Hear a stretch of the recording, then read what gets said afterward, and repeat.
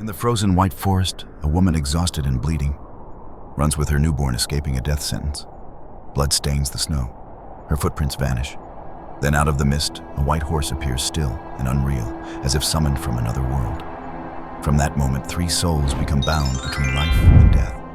Subscribe now to experience stories that will shake your heart to its core. The snow was falling sideways. Thick and breathless, it roared against the pitch-dark trees like a great white tide washing away the known world.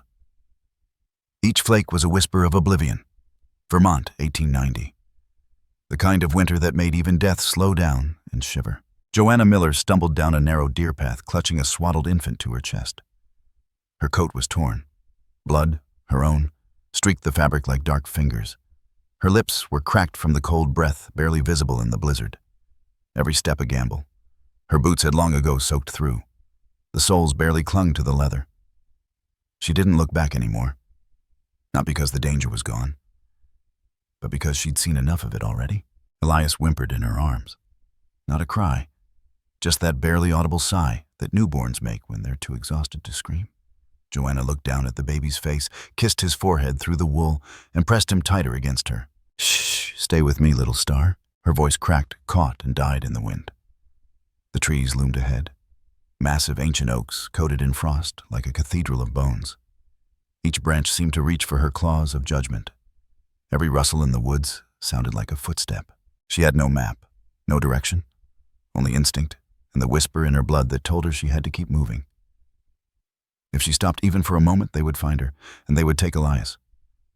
Or worse, erase that he ever existed. And yet in her mind, the voices were louder than the wind. The nurse Joanna Miller is found guilty of the murder of Eleanor Hartson, age 62. Evidence is conclusive. Guilty of fornication with a savage, a known criminal, an abomination. A child born of sin is no child at all. Flash, torches, men in suits, faces flushed not from shame but rage, forming a wall behind a polished bench. The judge never looked her in the eye. Not once.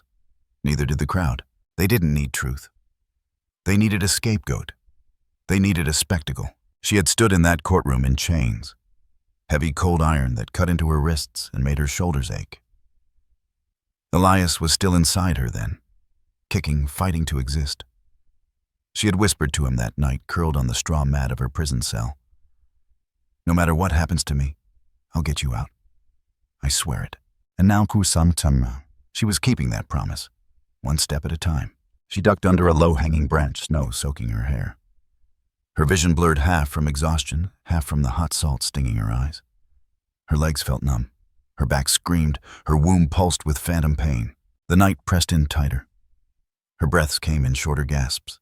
That's when she heard it. A sound that didn't belong to wind, or wolves, or human rage. Hoofbeats, faint at first, then clearer, closer. A rhythmic thud in the snow. Not hurried, not charging, but steady, deliberate, like a metronome for fate. She froze. Elias stirred. His tiny hand pushed against her chest, searching. Joanna turned slowly, her body bracing for a man with a gun. Or worse, men with laws.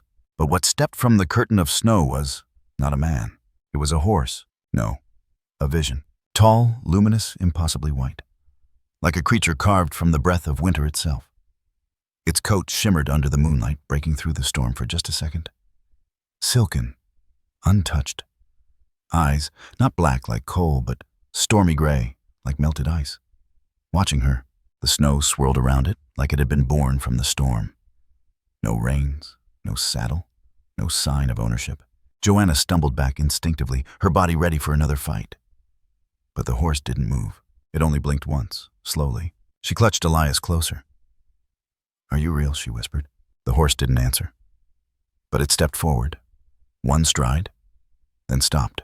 Its breath came out in a mist that danced toward her like smoke. There was no fear in its eyes. Only recognition. Joanna's legs gave. She dropped to her knees in the snow. The wind died for half a second. Just enough for her to hear Elias's breath. Thin, raspy. A whimper rising from his chest that could tip towards silence if left too long. She looked up at the creature again. Its ears flicked. Its nostrils flared. It lowered its head until it hovered just inches from hers. And in that impossible stillness, Joanna did something she hadn't done in weeks. She let herself believe. Her hand reached out trembling, not from cold, but from memory. The last time she had touched something without fear was Him. The man who'd loved her in a way no one else dared to. Not as a nurse, not as a woman to fix, but as herself. He had brought her fire, and stories, and truth. She had touched his skin like this, tentative reverent, and he had smiled at her with tears in his eyes. Now she laid her palm on the neck of this horse, this whisper of salvation. Its warmth startled her, real, solid, breathing. The horse leaned in, nuzzled Elias, and let out a sound so soft, so tender, it might have been a prayer. Joanna's breath hitched. Her eyes stung again, but this time not from the cold.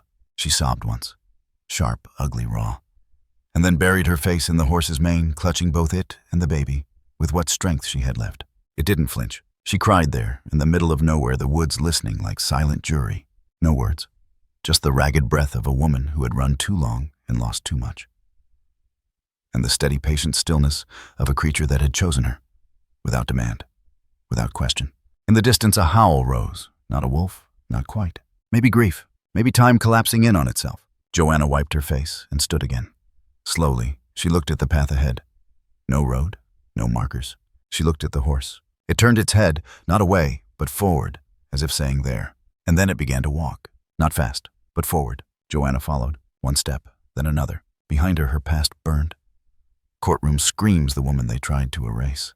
Ahead, snowflakes caught the moonlight like sparks. She wasn't running anymore. She was following a ghost, a guide, or maybe something older.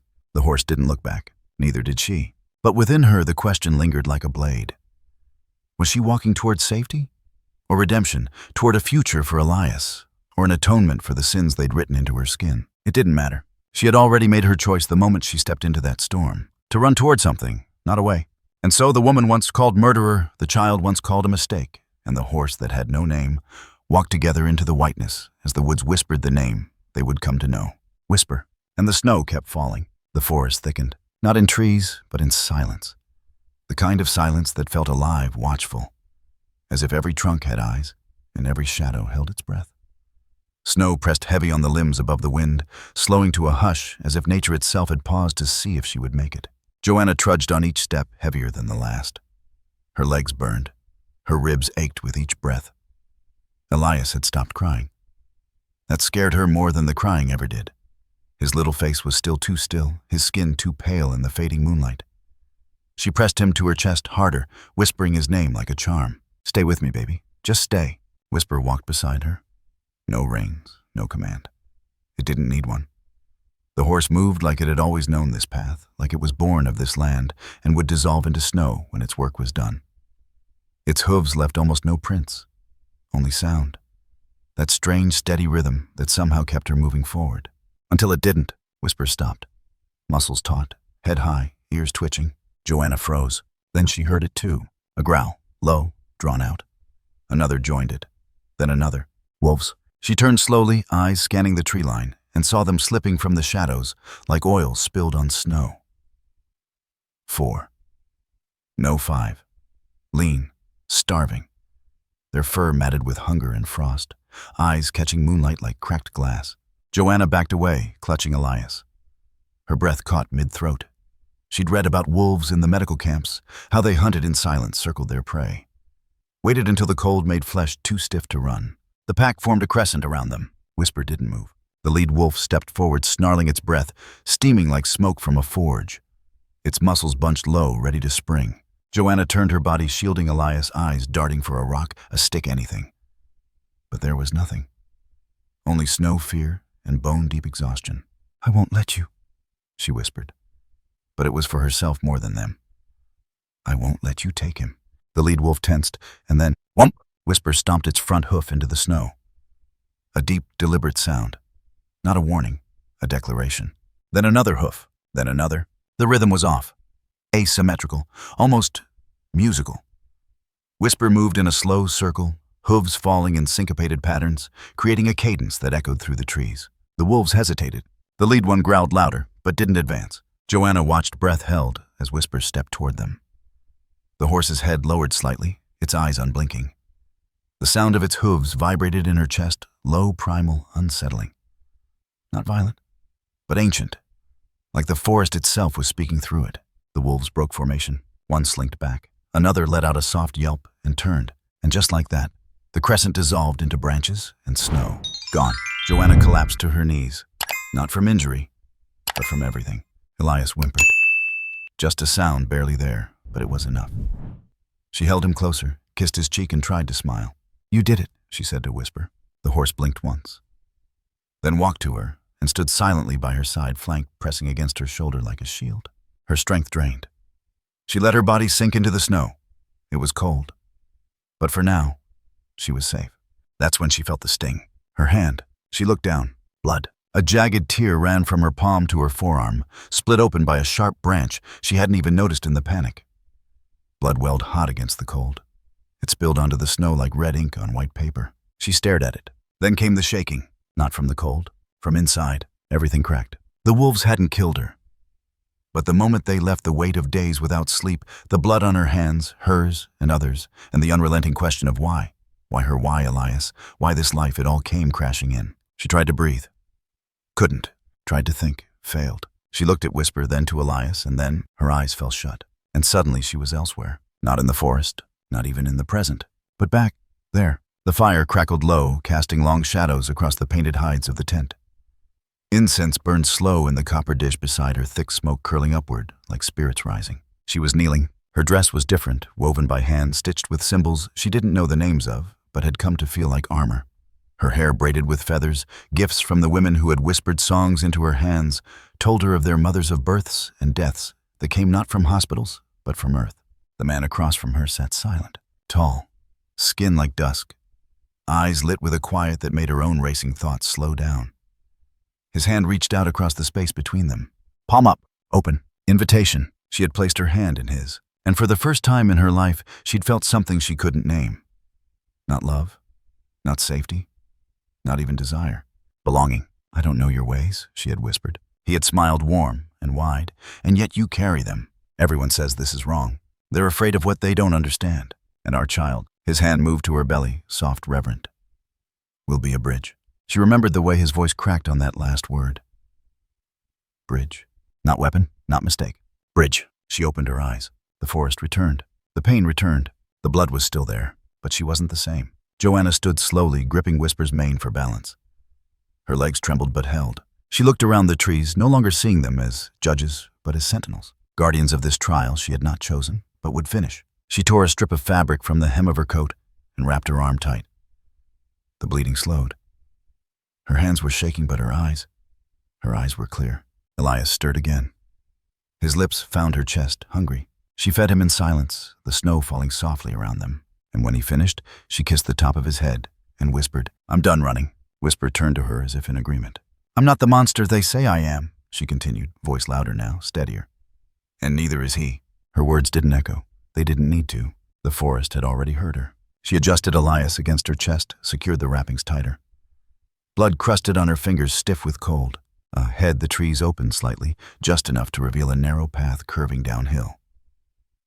Hidden by snow and time, she stepped forward. The path was steep, but she didn't hesitate.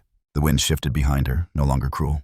Whisper moved beside her, matching her stride. And this time, as she walked deeper into the unknown, there was no question in her mind. She wasn't just escaping death. She was walking straight into the heart of everything they had told her. She was not allowed to be a mother, a healer, a woman who loved across color and culture, a survivor. The snow thickened again. The wind howled. But Joanna didn't flinch. She was bled, bruised, broken open, and finally awake. Let them call it sin. Let them call it madness. She had walked through their darkness and kept her child alive. And now it was their turn to fear what walked out of that forest, with a horse made of stormlight, and a woman who no longer asked permission to exist. He'd been called many things. Tracker, gun for hire, bastard son of the Confederacy. But the one title Dex Hall wore best was one whispered behind closed doors, soul hunter. Not because he believed in souls, he didn't, but because when Dex came for you, he didn't just bring a rope. He brought silence. He brought stories. And when he left, no one asked questions about what he took. They just buried what was left. The sheriff of Providence handed him the writ personally. Didn't bother to shake his hand. Just dropped the paper on the saloon bar, eyes avoiding Dex's. "Bring her back," the sheriff muttered. "Alive if you can. Dead if you must." Dex didn't ask why. He already knew. Joanna Miller. The name burned behind his teeth like a bad tooth he couldn't pull. He remembered her face well too well. Not just because of what she'd done, but because of what she hadn't. It was the war that had made him ugly, but it was her that made him feel it. 2 winters back, Dex had been shot in the gut by a drunk preacher in a card game gone wrong. Crawled half a mile to the only person left in Providence who still had clean hands, Joanna. She'd looked at the wound, then looked at him. Her eyes weren't cruel, just tired. I treat people, she'd said quietly, not predators. He'd laughed in her face, spit blood on her shoes. She'd walked away, and the hole in his gut had festered for weeks before some swamp doc stitched him up with whiskey and lies. Ever since Dex had walked with a hitch, a slow grind in the hip that reminded him every single step that mercy was not universal. And now she was a fugitive, somewhere in the Vermont woods, with a bastard child born from what the town called savagery and Dex called opportunity. He spat on the floor and grabbed his rifle. Time to settle a debt. The forest closed around him like a vice. Dex moved quiet, methodical. Snow cracked under his boots. Wind scratched his cheeks with frozen breath. He studied the tracks, hoofprints, footprints, blood. She was injured. Good. He knelt beside a patch of flattened snow touched the melted center. Still warm. Hours, maybe less. He could smell desperation in the prints, the way the feet dragged, how the gait leaned harder on the left. She was carrying someone. The child. He smiled. They always slow down when they start to care, he muttered. His horse stayed behind, too noisy, too visible. He went on foot, melting into the woods like a ghost made of hunger and spite. Joanna was losing heat fast. She crouched beneath a sloped embankment, shielding Elias from the wind. Her coat wrapped around them both, but it was thin and useless against the creeping cold that snuck in through every seam. Her hands were stiff. Her lips cracked. Elias burned against her skin. He was sweating now. Tiny beads of fever gathered along his hairline, soaking into the cloth wrap. His chest rose and fell too fast. His face was flushed in a way that made her stomach knot. No, baby. Not now, she whispered. She fumbled with the kindling finger's numb breath, coming in shallow gasps. She had maybe 10 minutes before the boy slipped too far. She had to get the fire going. Whisper stood watch nearby, still as carved stone eyes trained toward the tree line. She struck flint to steel. Once, twice. Sparks, smoke, then flame. It was small, but it would do. Joanna pulled Elias closer, lifting him against her chest, letting the warmth of the fire touch his cheeks. His eyes fluttered. Stay, she whispered. Stay with me, little star. His breath hitched. Joanna blinked back the sting behind her eyes. She couldn't afford to cry. Couldn't afford the panic screaming inside her chest. Come on, she murmured, swaying him gently. Come on, listen to Mama. The flames cracked softly, sending shadows across the snow. And then another sound, not from the fire. From her memory, a voice. Low, gentle, carried not by wind, but from someplace deeper. When you're lost, don't look for paths. Listen, the forest will speak to you. She closed her eyes. He was there again, not in body, but in the way her blood warmed at the thought of him. In the rhythm of the earth beneath her knees. The man whose skin had tasted like cedar and smoke. Who had taught her to feel the sky with her palms and read the rivers like stories. He had spoken of the old ways. Of how spirits move in wind and how danger leaves footprints on the bark of trees. When you can't see your way forward, stop. Listen. The forest remembers. A twig snapped. Not memory. Real. Joanna's eyes flew open. She grabbed Whisper's mane, pulling herself up, shielding Elias with her arm. Whisper stared into the dark. Then, with a subtle flick of its ear, turned and walked toward the opposite slope. Not hurried, but with intent. Joanna followed fire-abandoned heart thudding. Behind them, the wind shifted. And from the ridge above, Dex Hall watched her vanish into the trees like smoke. He narrowed his eyes. He'd seen a lot of things in his line of work, but a horse moving like that, leading not being led, that unsettled him. No matter. He slung the rifle off his shoulder and started after them. The fever climbed. Joanna laid Elias against her chest as they huddled inside the shallow crevice beneath a low rock outcrop. Whisper had guided her here, pushing through bramble and frost with uncanny certainty. She placed her palm against Elias's forehead. Hot, too hot. She murmured nonsense to soothe him, brushing hair from his eyes, singing a song her mother used to hum through clenched teeth. Her mind drifted unwillingly to Dex. She hadn't seen him since that night at the clinic, but she knew men like him.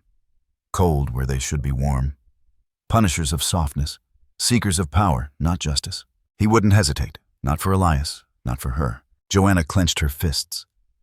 The memory of Dex's breath, hot with whiskey, and threat still vivid behind her eyes. He would come, and she would be ready. But first, Elias. She needed to lower his fever. She needed warmth herbs, anything. But all she had was this fire, this shelter, and the sound of Whisper breathing close. The horse curled beside them, laying in the snow as if offering its own warmth. Joanna pressed her face into Elias's curls and prayed, not to God, but to the forest, to the wind, to him. Guide me. Dex moved like death through the trees, silent, sharp, focused. He found the fire first burned low, smothered by snow, fresh. He knelt touching the coals. Still warm. They weren't far. He looked up, scanning the slope. Then something strange caught his eye. Hoofprints, but not in a trail. They curved, zigzagged, backtracked. It didn't make sense. Horses don't move like that. Not unless... Dex stood slowly. She's not running blind, he muttered. She's being led. A chill crawled down his spine that had nothing to do with the cold. He gripped his rifle tighter. Then he heard the child cry. Just once. Far. But not far enough. He turned toward the sound like a wolf catching scent, smiled, and began the hunt again. Night thickened. Joanna fed Elias from what little milk she had left. Her body was dry, her bones brittle. Her heart thudded against her ribs like it was trying to dig a way out. But still she held him. Whisper lay close, its breath slow, grounded, present. She stared at the fire, the flames dancing in the reflection of the horse's eyes. You knew the wolves would come, she said quietly. The horse didn't react. You knew, and you stayed. She wiped sweat from Elias's brow. He's yours now too, isn't he? A gust of wind rustled the branches above. Joanna looked up, sensing something shift in the darkness. A new tension, a new watcher. She turned to whisper. The horse had raised its head. Ears pricked, eyes narrowed. Joanna rose slowly, gathered Elias close. She didn't need to ask what it was. She already knew. Dex was near, and this time he wouldn't be alone. But neither was she. She laid her hand on Whisper's neck. Not to ask for protection, but to say I see you. The forest rustled again, not in fear, but in preparation for what was coming. The cold had grown teeth. Joanna's vision blurred at the edges, frost carving veins into her eyelashes. Her body had gone somewhere beyond pain. There was no more ache, just the eerie, weightless quiet of surrender. She could feel her heartbeat slowing, each thump echoing farther apart, as if her own chest were turning into stone. She couldn't remember when she'd collapsed. Couldn't remember falling at all. Just the feeling of knees buckling, of snow swallowing her body like a lover, hungry to keep her. Her arms were still locked around Elias, but she couldn't feel his warmth anymore. The baby had gone still. Her eyes fought to stay open. But the forest went black, and then the world split open, not with sound, but with light. A soft, humming glow that wrapped itself around her like smoke rising from ancient fire. She was not cold anymore, not here. A woman stood in front of her, not young, not frail. She was as old as the trees. Her skin was the color of earth after rainfall, etched with the kind of lines only time and war could draw. Her eyes were pitch dark, gleaming like wet stone, and her hair was streaked silver, braided with feathers and beads that shimmered like bone under moonlight. Joanna tried to speak, but no words came. The woman raised a hand, not to silence her, but to invite her to listen. You are not cursed, she said, her voice like warm cedar in winter fire. You are being born again. Joanna blinked. I'm dying. No, you are remembering. The woman stepped closer, and Joanna saw that she wasn't standing at all. Her feet did not touch the snow.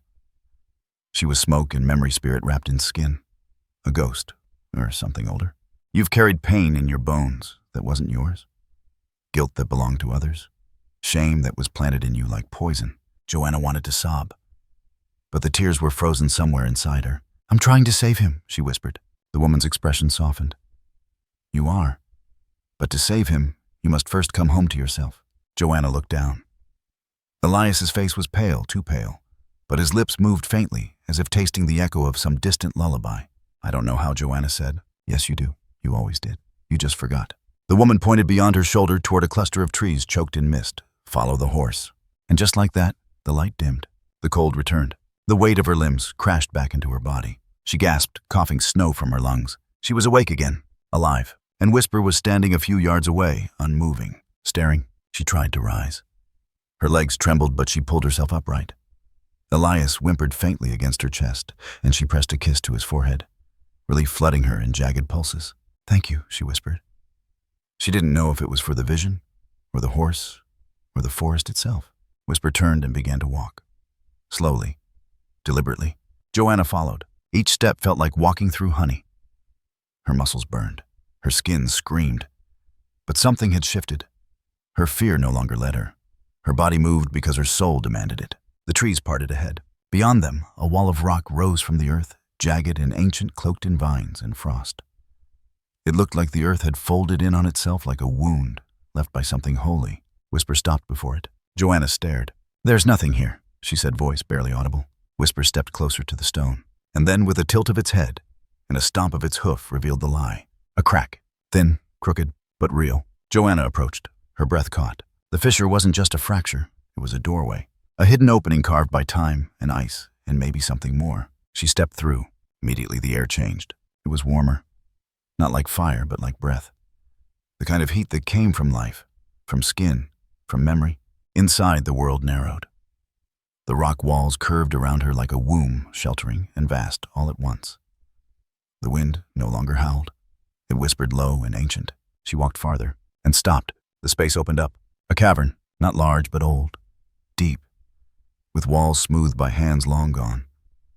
There were markings, painted symbols faded from years of silence, but still visible under the thin shaft of moonlight that slipped through cracks above. She knelt slowly, laying Elias down on the softest patch of moss she could find. He stirred lips, parting breath, shallow, but it was there, still there. She wept then, silently, from exhaustion, from relief, from the weight of having not yet failed. Her fingers trembled as she stroked his cheek. Then her eyes caught something. On the far wall, barely visible under the moss and dust, was a handprint. Small, a child's, carved, not painted.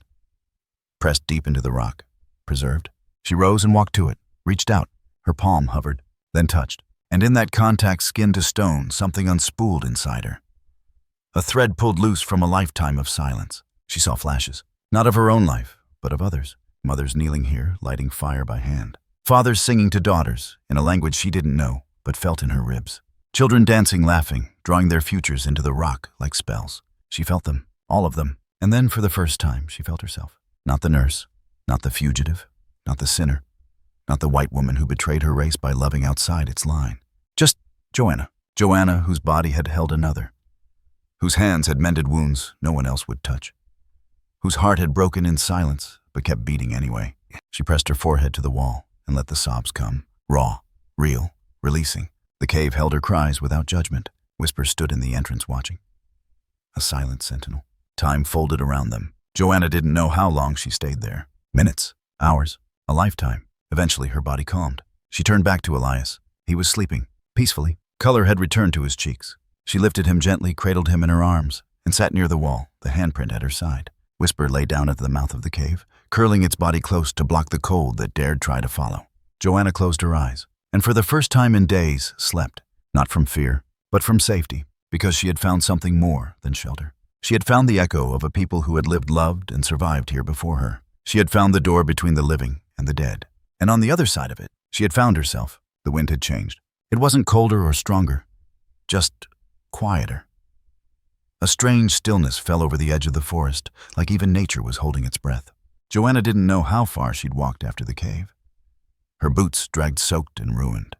Her arms ached from cradling Elias, whose fever had eased, but whose body still felt too light, too quiet. Her fingers trembled with exhaustion and instinct. Every step came from somewhere below reason, driven by a primal hope that somewhere ahead, just beyond the trees, there might be something more than survival. Whisper stayed close, moving with grace that mocked gravity.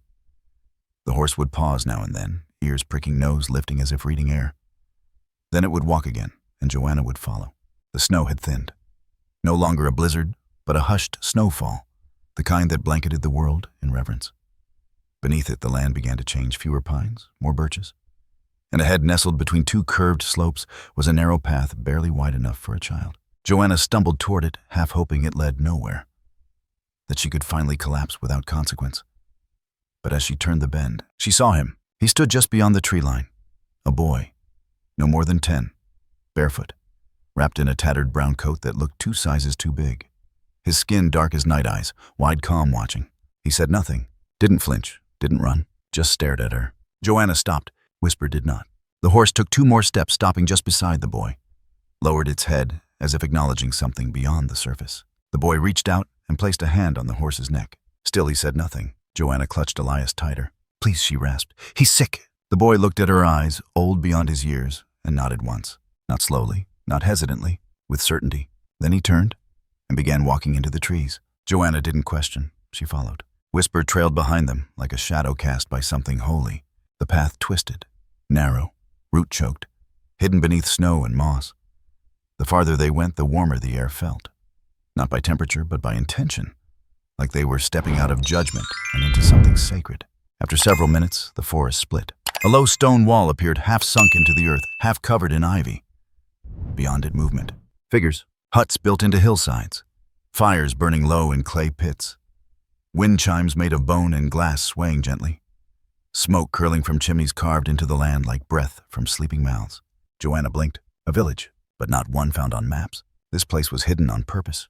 The boy stopped at the edge of the wall and turned to face her. He didn't speak, just looked into her eyes. And what she saw there wasn't fear or suspicion. It was faith. She opened her mouth to thank him, but the world tilted. Suddenly her knees buckled. Her legs gave. She hit the ground hard, but didn't feel pain. The boy reached out instinctively, catching Elias before he could fall. Joanna tried to speak, tried to reach for them, but her vision blurred.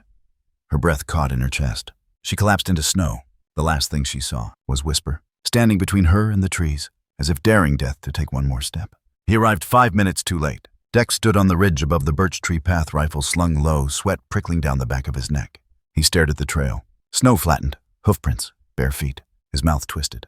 She wasn't alone. He knelt, running gloved fingers along the indentations. Then he stopped. The prints ended abruptly, cut clean, as if they'd vanished into the earth. He rose, scanning the trees, the rocks, the slope.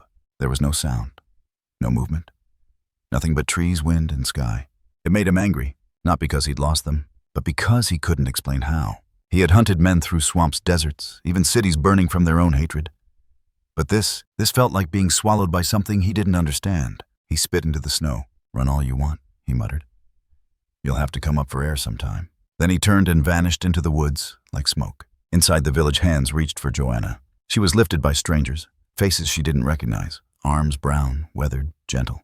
No questions, no judgment. She was carried into a low hut built into the slope of a hill, its roof made of bark and woven grass.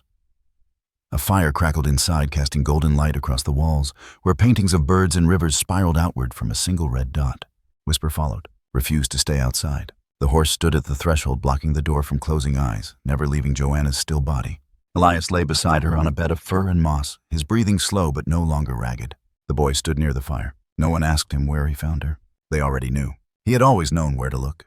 It was his gift. Silence was not his curse. It was his offering. Joanna drifted between dreams, between heat and ice, between time and something beyond it. She saw herself in pieces, in war hospitals, in muddy fields with scissors soaked in blood, in back rooms where white men called her girl, even as she saved their legs from rot. She saw herself kneeling before her lover, laughing with his sisters, learning songs she could not pronounce, but hummed anyway. She saw Dex and the coldness in his eyes, but she did not flinch. She walked forward barefoot through fire and snow and blood. And in the center of it all, a horse, white as wind, still as stone, watching, waiting. When she woke, the fire was low. She turned her head slowly.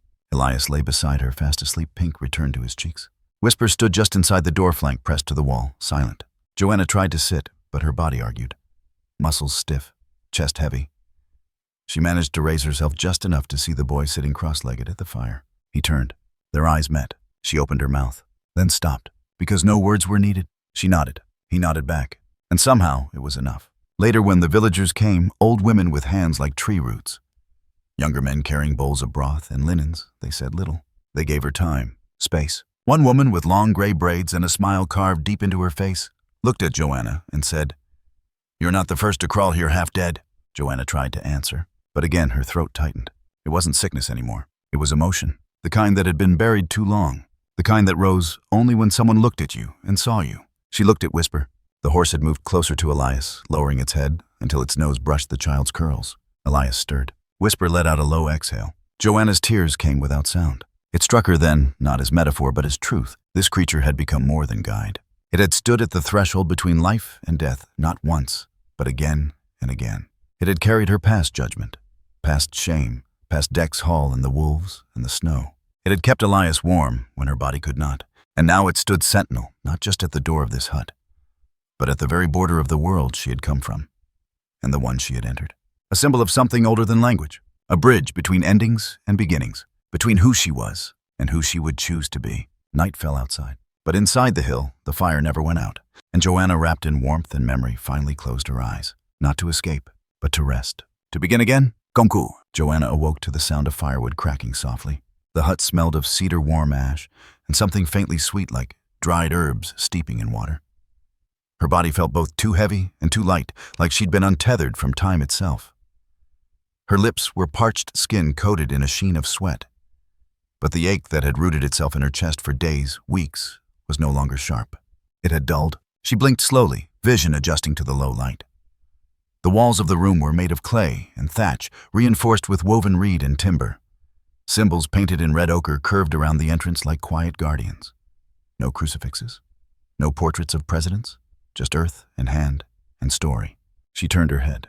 Elias slept beside her, bundled in furs, cheeks flushed not from fever, but from rest. His breath came slow and deep. A clay bowl rested near her feet, half filled with broth, gone cool. Someone had fed her, nursed her, trusted her with their fire, their shelter. And not once had they asked her name. She sat up, groaning at the stiffness in her spine. A gentle breeze slipped through the thatched ceiling, bringing with it the smell of smoke and snowmelt. Outside, voices drifted soft, unintelligible. Not loud, not accusatory, just life. Joanna stood. Her legs wobbled beneath her, but held. She bent, kissed Elias's head, and stepped barefoot toward the door. Whisper was there, not just outside, but exactly at the threshold.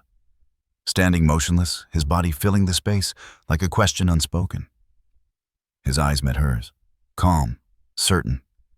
He didn't nudge her or block her path. He just waited. Joanna exhaled, then crossed into the morning. The village revealed itself in layers, not like the towns she had known, rows of manicured fences, church steeples, and eyes behind curtains. This place breathed with the rhythm of necessity and belonging. Huts built into hillsides, gardens woven between rocks. Children carrying baskets, elders seated beneath awnings of bark and linen, grinding herbs with rhythmic precision. No one stopped and stared at her. No one asked what she was doing there. A woman with silver hair nodded once, passing by with a bundle of firewood. A man with burns across his arms offered her a piece of dried root without speaking. These were not people who needed explanations. They were people who had survived being asked too many questions. She recognized it in their eyes, that same haunted quiet she carried. The quiet of those not allowed to scream. She passed a group of women tending to a child with a twisted leg. One of them hummed softly while wrapping the limb. The child winced, but did not cry. Joanna stopped watching as they worked, hands, efficient, coordinated. Their methods weren't taught in institutions, but they were real, grounded, inherited. They noticed her. One smiled and offered a seat. Joanna shook her head gently. She couldn't yet. Not until she understood where she was, who she had become, and what it meant to be standing on feet she thought had already crossed into death. A movement drew her eye. An old man stood by a low stone wall at the far end of the village. His hair was long gray, braided with strips of leather and shell. His face was lined with valleys of time and storm. He wore a thick woven coat and carried a staff adorned with feathers, each one aged worn and sacred. He watched her approach like he'd been expecting her. When she reached him, he said nothing. Just turned, walking alongside the wall, until they reached a small hut hidden in shadow. Ivy grew wild across its roof. The door was half broken, hanging on one hinge. Dust clung to the entrance like cobwebs. He gestured to it. Joanna hesitated. "What is this?" she asked, voice dry. He didn't answer. Only said, "If you want to begin again, this is where you do it." His voice was thick with an accent shaped by time and land. Measured. Neither kind nor cruel, just true. Joanna looked back at Whisper, who stood at the edge of the village, still watching. She turned toward the doorway. Pushed. The door creaked open. Inside, silence. Dust curled in the shafts of light that filtered through a cracked roof. Shelves lined the walls, some fallen, others intact. Jars of dried herbs, rusted instruments, faded books, old linens. The smell of memory. The presence of stories that had not yet been told aloud. Joanna stepped inside. Her boots crunched on broken clay tiles. A table sat crooked in the center, one leg splintered. The remains of a small cot in the corner mattress torn. On the far wall, more symbols, this time painted in white ash. She walked to the table, ran her fingers across its surface. They left tracks in the dust. Her hands trembled, not from cold, but from recognition. This place had once been someone's sanctuary. A place where wounds were tended, breath steadied, death delayed. It had not been used in years, but it had not forgotten how. Neither had she. She reached for one of the jars, its contents brittle but intact. Dandelion root. She opened it, inhaled the earthy scent. Familiar, real, alive. Something inside her cracked open. She set the jar down and walked to the broken cot, knelt, and began picking up the shredded pieces of cloth. She folded them slowly, reverently. Her breath hitched. Tears welled. She didn't fight them. She let them come. She sank to the floor beside the table and cried. Not out of grief, not out of exhaustion, but out of the quiet, terrifying realization that she wasn't broken. Not really. She was just waiting. Waiting for a place that didn't ask her to prove she deserved to breathe. Waiting for a moment like this where her hands could remember purpose before pain. She pressed her palms to the floor, felt its warmth, its memory. She had bled so much, lost so much, but she was still here, still capable of choosing, of becoming. A creak at the doorway. She turned. Whisper stood just outside, his silhouette framed by light, his eyes calm, unblinking, as if saying it's time. Joanna rose to her feet, brushed dirt from her hands, walked to the door, and for the first time in years, stepped forward not as a fugitive, but as a healer. Again, it began with a cough, a low rattling sound from the next hut over. Then another thinner, like a child's. Within an hour, 3 people had come to the edge of Joanna's borrowed space, not asking, just waiting. Quietly. She hadn't spoken much since her return to the world of the waking. But her hands. It was her hands they were watching. Hands that had stitched arteries in war tents. That had caught babies while cannons sounded like thunder. That had trembled, yes, but never failed. Now those same hands shook as she picked up her satchel, half empty, half remembered, and walked to the center of the village. They brought her the sick without words. A woman in her 50s, sweat-matted hair and burning skin, lay on a cot of woven bark, eyes glassy. Joanna touched her wrist, found the pulse, thready breath shallow. Fever. Likely an infection untreated, maybe something in the water. Joanna muttered under her breath. Not fear, not prayer, just the sound of calculation, pattern memory. She opened her pouch. She needed willow bark, ginger root boiled water. A poultice for the swelling beneath the jaw. The woman's eyes fluttered, but did not focus. A boy fetched the roots. Another woman brought cloths. No one asked her what to do. They simply watched. Joanna wrung a cloth, folded it, placed it beneath the woman's neck, and began to speak, not to the onlookers, not even to herself, but to the fever.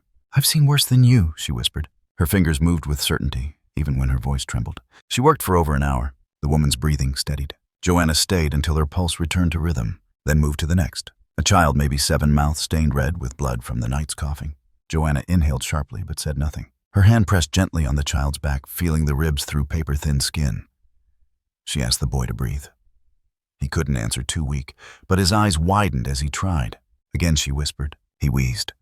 His breath cracked in the middle like ice snapping. She touched his throat, his chest listened. She smelled infection.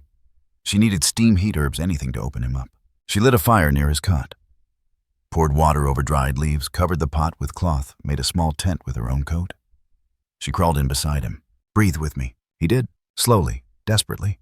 As they sat in the dark of that tent, steam swirling her hand on his heart, she remembered another breath. A final one. Her mother's.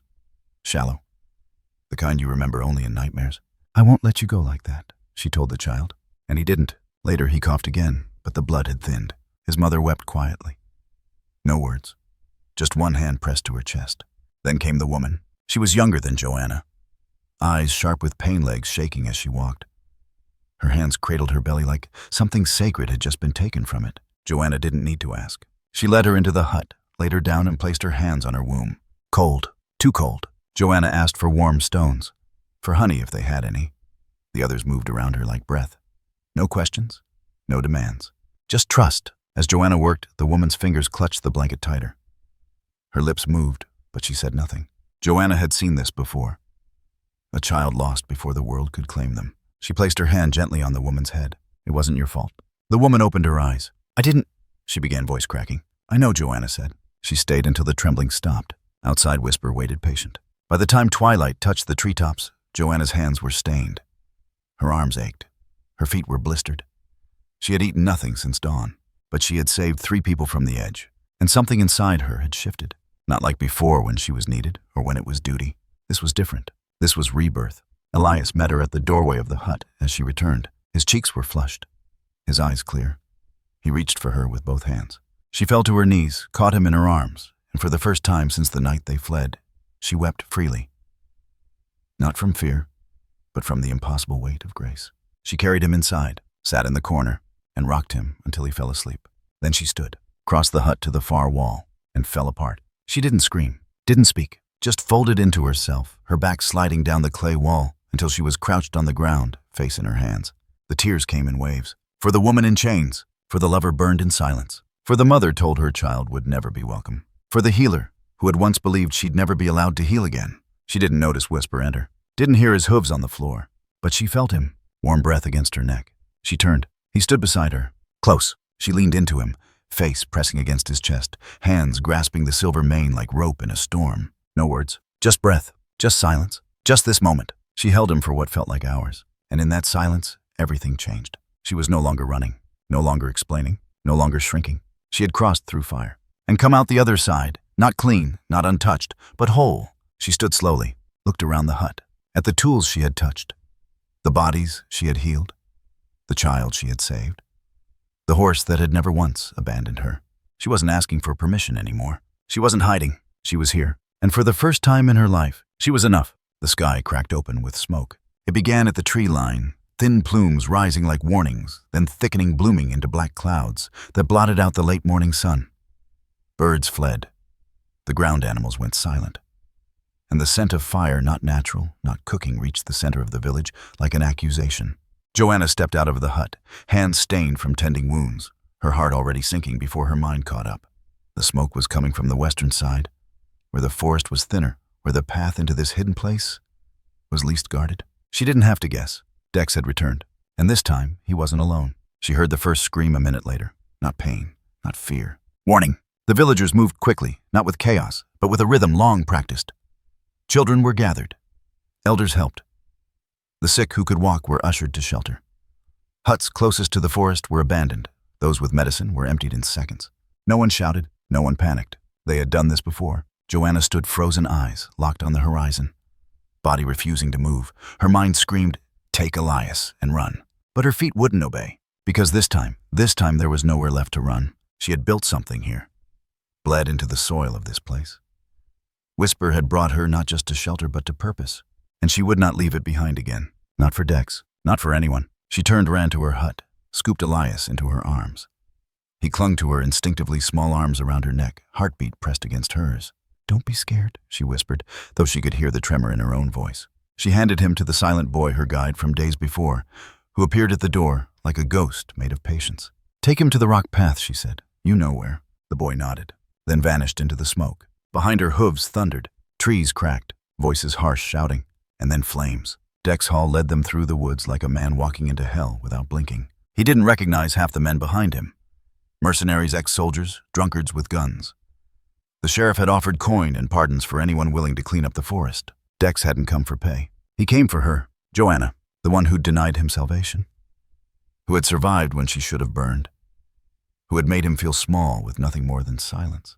He rode hard through the trees, rifle slung across his chest, jaw clenched. He would drag her back to Providence, tie her to the courthouse steps if he had to. Let them all see the witch return to the pyre. But something clawed at the edges of his mind, the way the forest had gone quiet, the way the tracks disappeared before the last snow, the way that white horse had looked at him, not like an animal, but like a reckoning. Still Dex pushed forward, until he saw the village. It rose from the mist like a forgotten dream huts, carved from the land smoke, curling from their chimneys like breath. People moved with focus and calm, not fear. That infuriated him most. "Burn it," he said. The men hesitated. "I said burn it." So they did. Torches thrown, fire catching fast. A drying rack erupted into flames. A hut ignited like it had been waiting for permission. Screams came, and yet no fight. Only movement, only silence. And then hooves. Dex turned, and there it was. White as bone, still as death. Whisper, standing between the burning edge of the woods and the open village. Not fleeing, not attacking, just watching. Its eyes locked on Dex. Dex's breath caught. Something in his chest. Something he hadn't felt since the war tightened. He raised his rifle. The horse didn't flinch. He lowered it, confused, took a step forward. Still the horse didn't move. He felt a flicker of something too foreign to name. Respect. No. Fear. It stood there like a spirit. Like something that had outlived empires. And it was looking at him like it knew exactly who he was, what he had done, who he would never become. He took another step forward.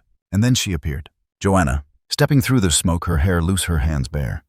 No weapon, no armor, just presence. She walked toward him slowly, as if the flames bowed out of her path. Whisper didn't move, only shifted slightly as she passed, like yielding to something greater. Dex raised the rifle again. She didn't stop, didn't blink. When she was 10 feet away, she lifted her hand, not pleading, not dramatic.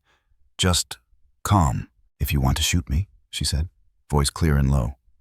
"Then do it." He stared. "But don't shoot the ones who saved my life." Who saved my child? Who did nothing but survive what you left them? Dex's finger twitched on the trigger, and still, her eyes didn't waver. No tears, no apology, just truth. He remembered the courtroom, the look on her face, the way she didn't beg then either. He thought of the blood on his hands, the fire, the screaming, the horse. Everything went quiet inside him, like snowfall in a graveyard. His hands dropped. The rifle fell to his side. He took one step back, then another. Joanna watched him unreadable. Whisper turned then, walked past Dex slowly, its body brushing his shoulder without fear. He didn't move, didn't breathe, just stood there as the horse vanished into the smoke, and Joanna turned away without another word, leaving him alone, with his silence, with the weight, and the fire still burning behind him. Elias grew like something the forest had chosen, not fast, not loud, but deep. Every day the boy wandered between roots and herbs, between firelight and breath, soaking up the world, not through textbooks, but through hands, his mother's hands. The ones that stitched skin and stirred poultices, the ones that moved with rhythm instead of rules. Joanna taught him to listen with his fingers, not just his ears, to measure a heartbeat without panic, to look into someone's eyes and see more than pain, see history, fear, hope. And Elias did, instinctively. He didn't ask why some wounds were treated with ash and others with silence. He didn't ask why the old woman with the twisted spine always smiled after seeing Whisper. He simply watched, learned, sketched. At night he drew by candlelight, not numbers, not charts. Pictures? He filled page after page with images, his mother leaning over a child, her hair tied back, a bowl of steaming herbs in her hand. Whisper standing guard outside the healing hut, the curve of a hand being held, the shape of gratitude in the shoulders of the saved. He never signed the drawings. He didn't have to. Each one carried a kind of knowing that couldn't be taught. And slowly the village began to look at him differently, not just as the son of the woman who came from fire, but as something else. A bridge. Whisper had grown slower, not sick, not broken, just older. The silvery mane had dulled at the edges. The proud gait turned into something quieter. His eyes, still clear now, blinked longer between moments, like he was measuring the world against a memory only he could hold. He no longer ran, but he walked beside Elias each morning as the boy checked the drying herbs or helped his mother pack salves into jars. At times the horse would pause beneath the old oak tree on the eastern slope, staring at nothing. The villagers called that place the Breath because it felt like standing inside the inhale of the mountain itself. Whisper would stay there for hours, as if waiting. One afternoon, Elias found him lying beneath the oak, not collapsed, just still, resting. The boy approached slowly, holding a basket of roots, but dropped them when he saw the way Whisper's chest rose. Shallow, deliberate. He knelt beside him, laid a hand gently on the horse's shoulder. The fur was still warm. Whisper opened his eyes, met the boy's gaze. No panic, no fear, just the vast, endless quiet of something that had already seen the other side. Elias leaned close, pressed his forehead against the soft silver coat, closed his eyes. I remember everything, he whispered, every hoofprint in snow, every fire they had shared, every moment when the world felt too cruel, and that body stood between it and them. You don't have to stay. His voice cracked. I'll take it from here. Whisper blinked once and breathed. Joanna watched from the edge of the clearing. She didn't step closer, didn't call. She knew. There were things a mother couldn't hold for her child. This was one of them. The wind picked up gently. Snow fell in flakes soft as feathers. Elias sat beside the horse, as light faded, one hand resting on Whisper's side, the other holding a small strip of cloth, part of the blanket Whisper had slept under during their first winter. He had never told anyone he'd kept it. Now he placed it beside the horse's head like a token, a flag, a farewell. When the final breath left Whisper, it was without sound. No drama, no fight, just peace, as if he'd done everything he was meant to do. And simply let go. They buried him beneath the oak the next morning. No stone, no plaque, just a ring of herbs, a circle of silence, and a drawing.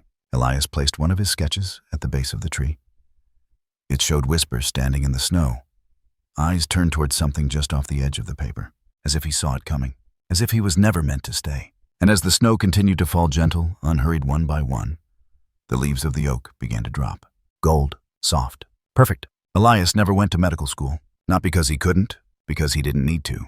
By the time he turned 20, he had already delivered 14 babies, sutured more wounds than most city doctors would see in 5 years, and survived 2 outbreaks that burned through settlements like angry gods.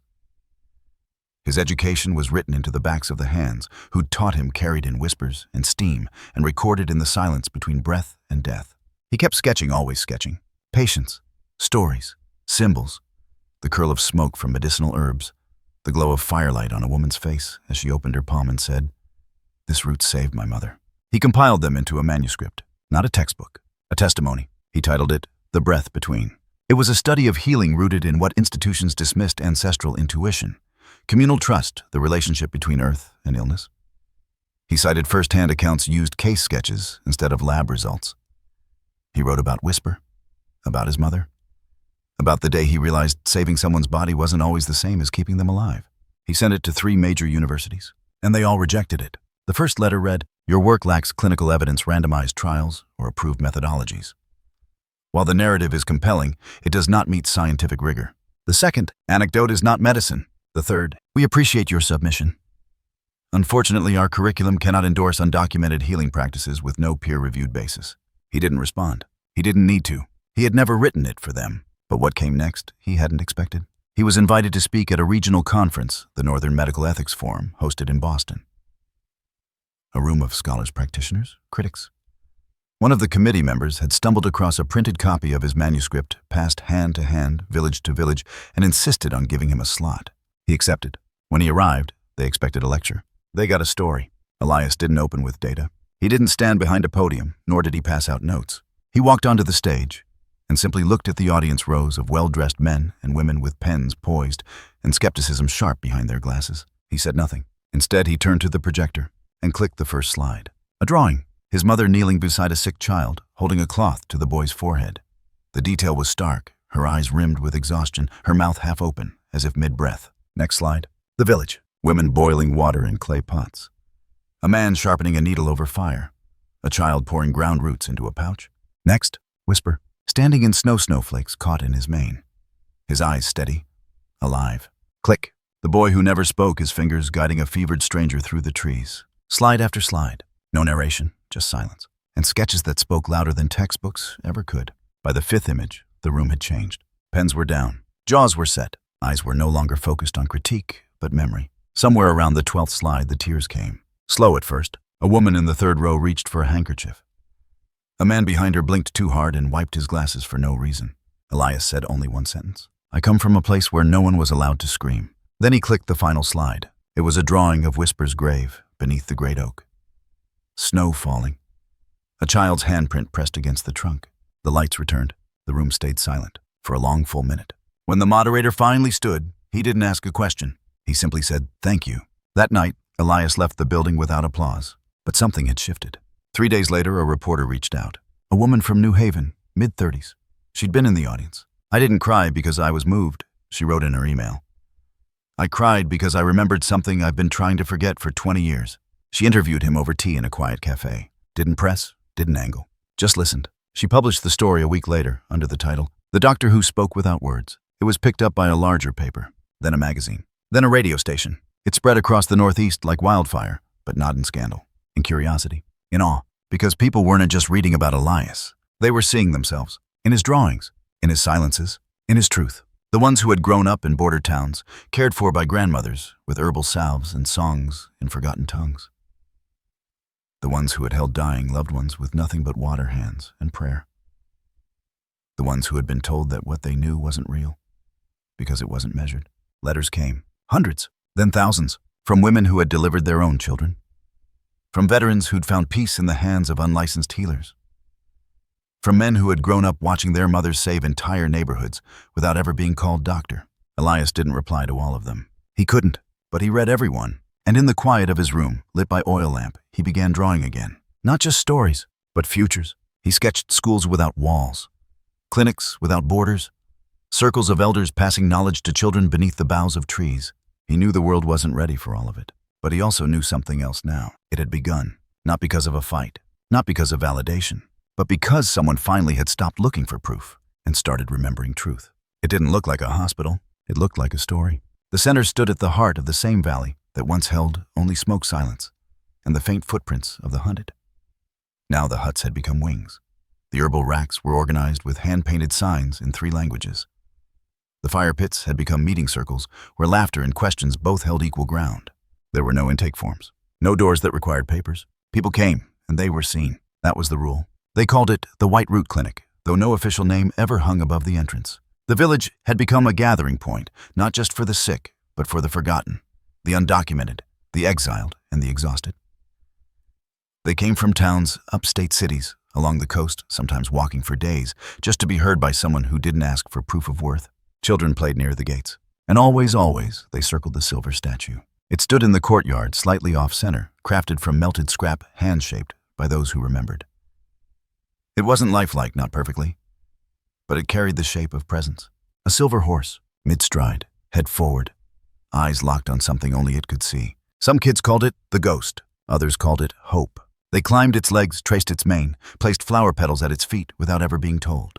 Whisper had returned not in body, but in symbol. And somehow that was enough. Joanna was older now. Her hair had gone white at the temples, but her eyes hadn't dulled. They had deepened, as if each year had carved more sky into them. She stood at the window of the east wing, tea cooling in her hands, watching the afternoon sun filter through the trees.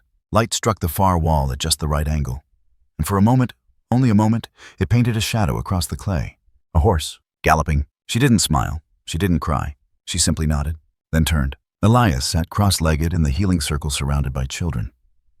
Most were barefoot. All were listening with the kind of stillness adults rarely earned. He wasn't reading from a book. He was telling the story. Their story. His voice was calm even, not dramatic, just clear. There was once a woman who ran through snow with a boy in her arms, he said. And the world was trying to erase them. A small girl raised her hand. What did the boy do? He held on. Elias answered. He didn't know why. He just trusted. Another voice, and the horse. He paused.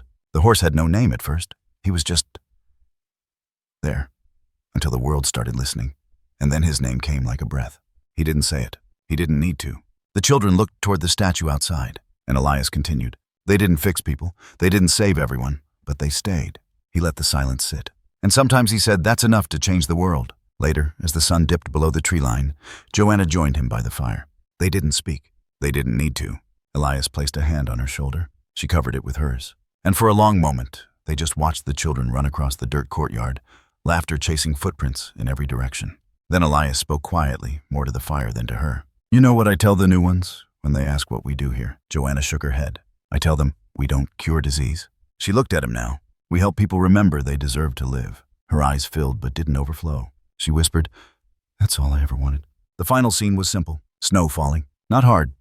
Not sharp. Just enough to turn the earth soft. Beneath the great oak tree, at the edge of the village, petals bloomed through the frost. White blossoms. No one had planted them. They had come year after year, always in winter, always at the roots. And no one picked them. They simply were. People said the soil had memory. Others said the horse had never really left. But what mattered was this. The wind was calm. The trees still stood. And the ground, once stained with running, now held something that would never flee again. Whisper had become more than a legend. He had become a beginning, and the world at last had learned to listen.